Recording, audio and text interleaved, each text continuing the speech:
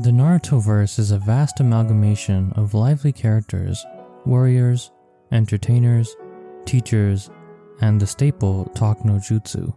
But most of all, it's a bunch of villages spread out, with the big ones having their very own military in the form of shinobi, aka ninjas.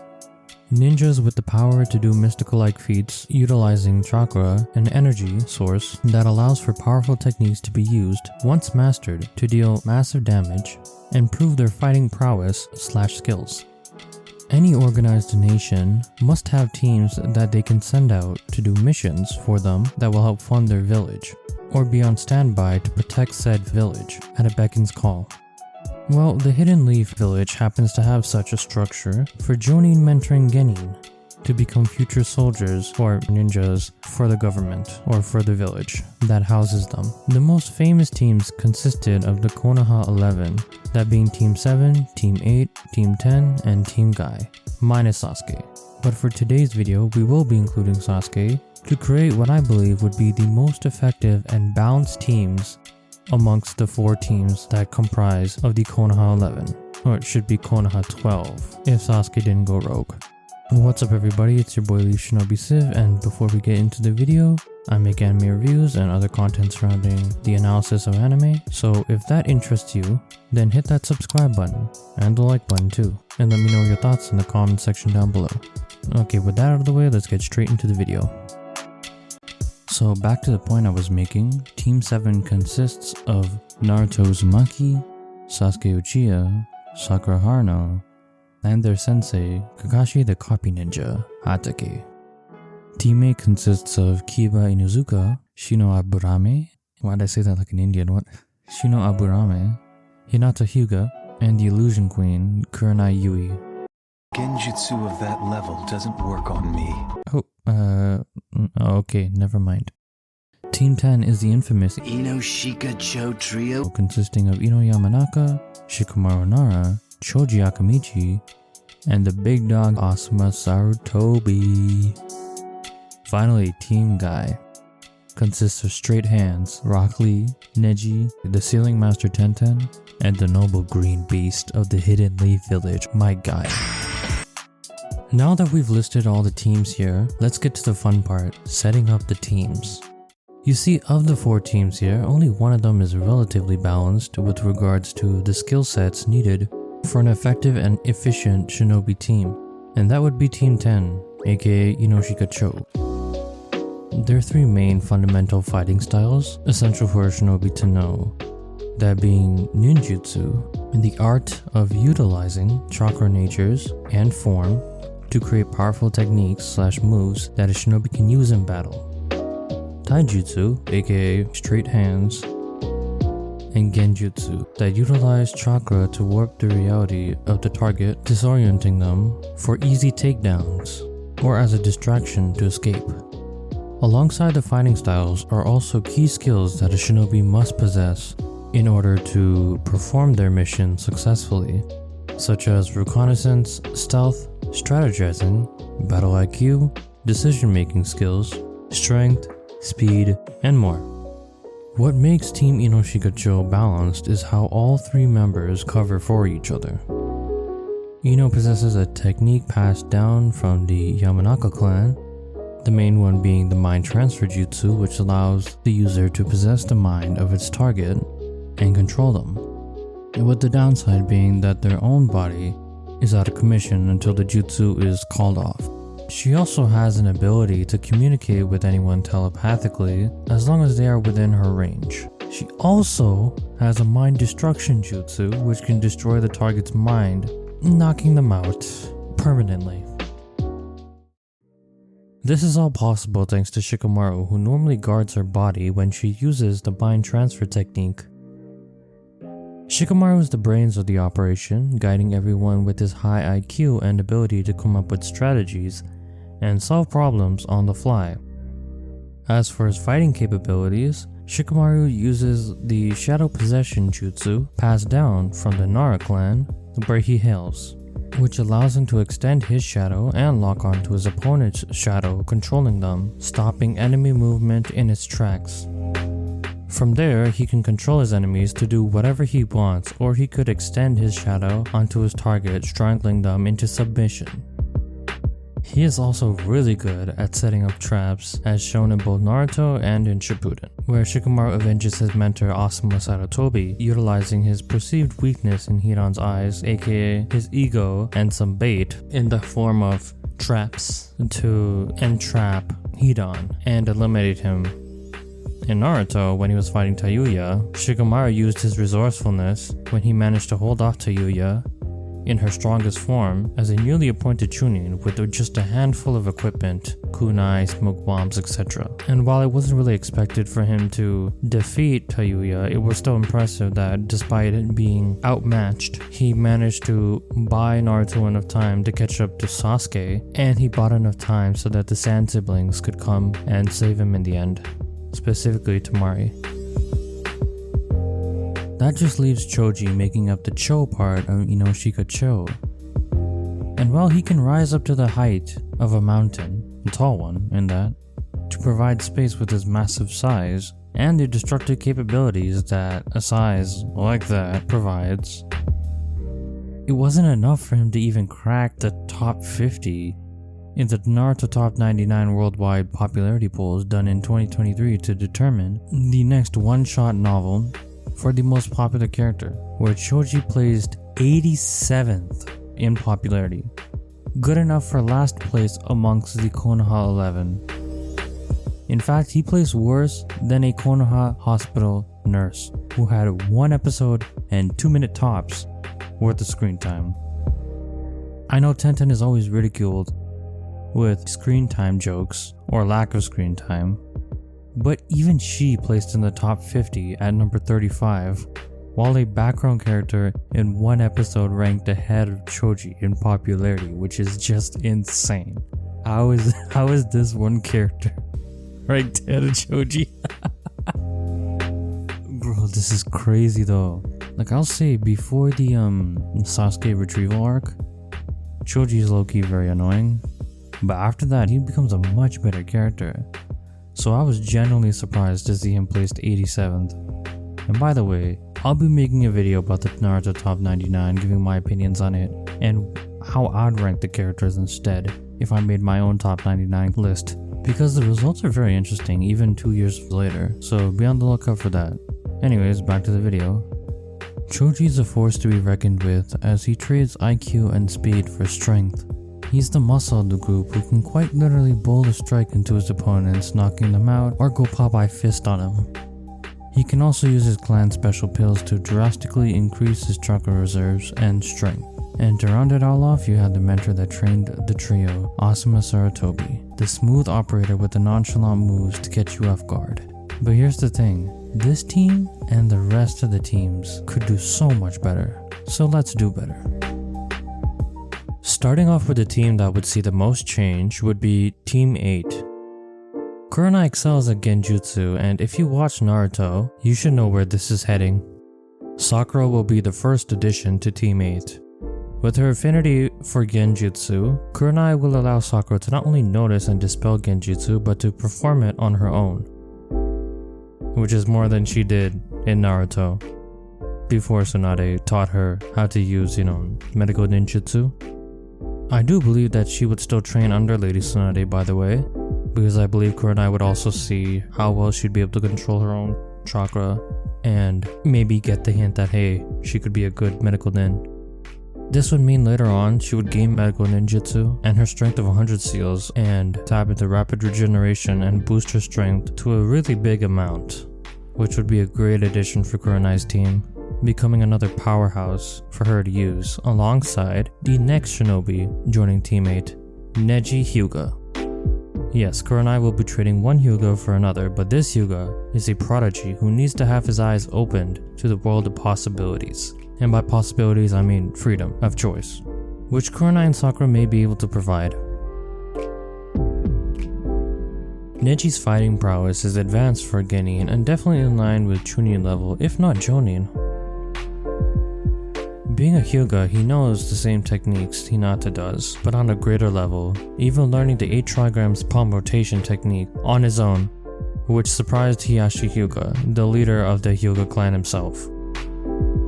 His addition to the team adds a powerful tracker who can shut down his enemies with speed and efficiency, and with the fact that Genjutsu doesn't really work on him. Let's hope Sakura and Kurenai can help crack his tough exterior. The final member of Team Kurenai is Choji Akamichi, and he's here because I couldn't think of anywhere else to put him, quite frankly, that wouldn't disrupt the power balance between the teams. The Akamichi clan's techniques are unique, but essentially work the same as taijutsu users, and while he could benefit from training in taijutsu under Guy, there are other shinobi who need taijutsu training more than Choji does. He really does feel like the odd one out here, but while his fighting style may eventually overlap with Sakura and Neji, taijutsu-wise, he does make up for that in his ability to create space and disrupt the enemies in a moment's notice to advance against the enemy or create a distraction. He could also use his expansion jutsu and bold strikes against the enemies, if you know what I mean. Nice throw! Now moving on to Team Kakashi, the first member, or Team 7 I guess, the first member will be Kakashi's student. I'm Sasuke Uchiha. Who remains a part of Team 7 in this scenario. And for obvious reasons. Sasuke develops better under Kakashi compared to the rest of the team leaders as they both have the Sharingan. Chidori, desire to train him and keep tabs on his mental state until that fails during the Sasuke retrieval arc. I mean, I couldn't think of anywhere else to put him, it just makes the most sense.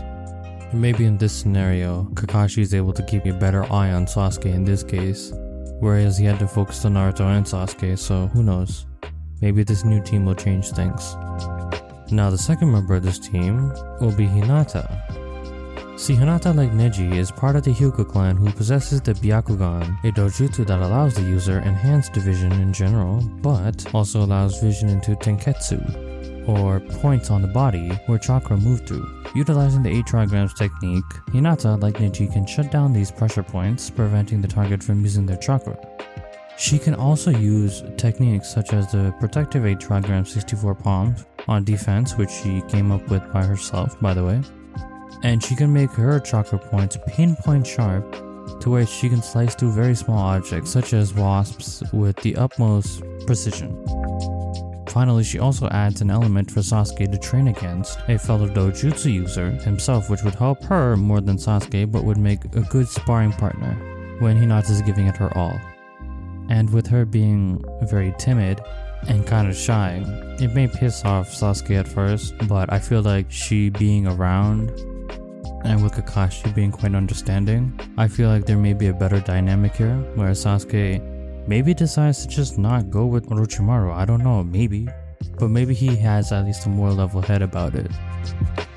Now to be fair, I was considering placing Ino here instead of Hinata, but I like the dynamic where Sasuke mellows out around Hinata. Sasuke would relate to her, to the feeling of her being looked down upon and would in his own way push Hinata to train harder, whereas Ino would annoy the crap out of Sasuke and become another Sakura.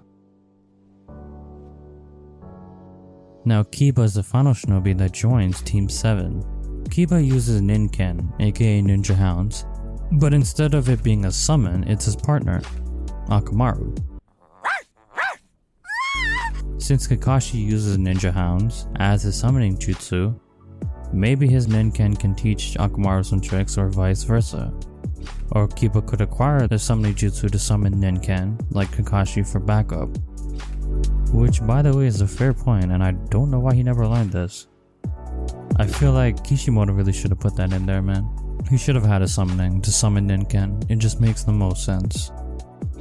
Also, Kiba does know Earth style, so Kakashi could teach him some Earth style jutsu, which would make him a hell of a lot more useful than he was in Naruto and in Shippuden low-key. Next up, let's talk about the Leaf's noble green beast and his team, Team Guy. And the first member of Team Guy is going to be, of course, Rock Lee. Being a ninja who cannot use ninjutsu or genjutsu and can only use taijutsu, it only makes sense for him to stay with the best taijutsu user ever in Might Guy. Pretty obvious.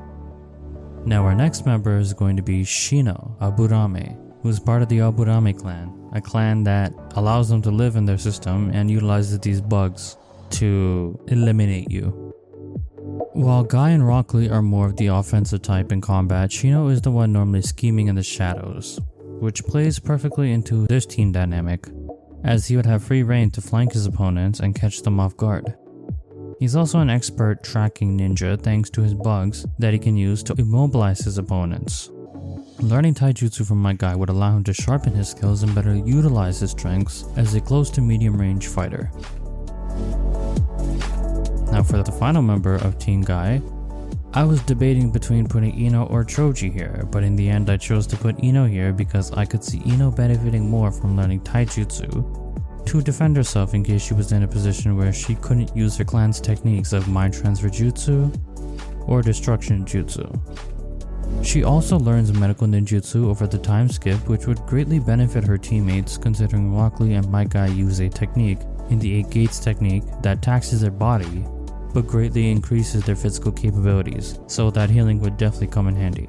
Ino is also a tracker like Shino as I explained earlier, but she's also an interrogator with her mind transfer jutsu technique, which should come in handy on missions. Plus Shino can always protect her when she's using her mind transfer jutsu technique. And lastly, we've got Team Asuma, aka Team 10. The first member of Team Asuma is going to be Shikamaru. And yes, he stays on this team because he does look up to Asuma for guidance, and also he's a very good leader. And for Team Asuma, he just fits on the team as a great leader and someone who's very smart and able to brainstorm on the fly and solve problems on the fly. Generally a very good guy to have. Naruto is the second member to join Team Asuma, and for some pretty obvious reasons. Naruto, having an affinity for wind nature chakra, matches with Asuma, which makes him a great teacher for Naruto to learn wind style moves from him. He also brings a lot of power, which this team would greatly benefit from having, and might actually save Asuma's life. Actually, I am kind of curious. I don't think the Rasen Shuriken would actually take Hidan out, not permanently, but who knows. Because here's the thing, Naruto never really utilized any wind nature moves like wind style Gale Palm or stuff like that, which I feel like Kishimoto definitely should have given him something like that. So he, at least with Asuma, he'll be able to use wind style moves aside from just using Rasengan, which won't make him just a one-trick pony, or a two-trick pony actually, because it's either Rasengan or talk-no-jutsu. So yeah. Your words cut deep, deeper than any blade. Anyways, the final member of Team Asuma, and someone who would actually unlock a whole nother realm of possibilities, would be Tenten. And as a Bukijutsu user, or someone who has an affinity for using weapons in battle, Asuma would be able to help Tenten as he uses chakra blades in battle. Of course, for Tenten to use chakra blades, she would most likely need to increase her stamina and her wells of chakra, so that she could use this for a longer amount of time. So who better than the son of the professor, aka the third Okage here in Sarutobi, to train her, increasing her chakra wells and in using weapons. This is not the only purpose that she serves in this team, as she carries around a scroll that can be used to summon a lot of weapons and materials which Shikamaru can use to his advantage. Not just weapons, it can even store jutsu as well. Anything really. It also helps that she's skilled in Fuinjutsu in the art of sealing, so that's another positive that comes out of this. Now I will say that this team does lack a dedicated tracker, but Shikamaru makes up for it with his high IQ and his ability to improvise on the go. Now let's conclude this with some final thoughts. So the whole idea behind why I created these teams is to balance all the teams. And out of all of them, as I mentioned earlier, Kurenai's team gets the biggest boost out of all of them, which finally gives her a much more useful team, especially after the time skip. In the beginning her team may not be as strong, but after the time skip she would have a much stronger team. Even if Nechi ends up passing away in Shippuden. Kinda makes you question where Sai comes in all of this. I don't know, I didn't put any thought into this, so who knows. But that doesn't really matter anyways. Team 7 gets slightly nerfed here, but Kiba does become much stronger under Kakashi, especially because he can teach him more techniques outside of relying on Akamaru to use all his techniques. And it's possible that Hinata does also become better, being able to train against another dojutsu user. Team Guy remains more or less the same power-wise, but have a medical nin and also have somebody who is a dedicated tracker, but also someone who can take down a lot of opponents, and especially by surprise, which is very useful for a team who just straight up go in and just put straight hands on you, and you can't even escape it. Team Asuma is the smart group out of the 4, prioritizing efficiency and execution over brute force. I could see Naruto gaining even more techniques under Asuma and Tenten growing even stronger than her canon counterpart, with better use of Kenjutsu, training, and increased stamina / chakra wells. Overall, this arrangement of the Konoha 12, the 11 plus Sasuke, is how I would have set up the teams, as they are more balanced this way, and are more capable of pulling off any type of mission instead of in canon where Team 8 was essentially the dedicated tracker team. Team Guy was the dedicated offense first team. Team 7 was the pure prodigy team, and Team 10 was just Inoshikacho, because of tradition. Thank you for watching the video. If you enjoyed the video, please leave a like and leave a comment down below. Also, don't forget to subscribe to the channel for more anime reviews or just talking about just other anime topics. Have a good day. Peace.